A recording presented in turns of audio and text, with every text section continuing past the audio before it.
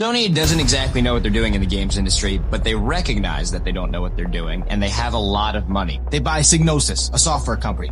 Make us some good games.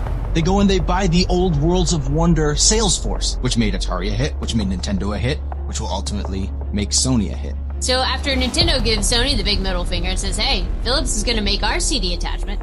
A year later in 93, CD attachment hadn't come out. 94, no CD attachment. 95, still no CD attachment. And at this point, there's Windows 95, which is a legit gaming platform.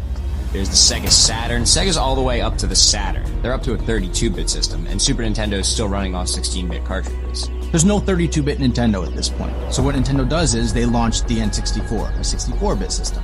Now, it's been 3 years since Sony got left at the altar for Philips. In the fall of 1995, Sony releases the PS1, and the rest, as they say, is history. The PlayStation actually had a pretty good line of launch games for console with no history. They didn't have a Mario or a Zelda to fall back on. They kind of had to start with scratch. And they did a pretty good job of it. And the kicker of the PlayStation is that it played CDs. So you're not only getting a great gaming console, but it also plays music CDs. This was so successful that Sony's tried this with each iteration of the PlayStation. The PlayStation 2 is a DVD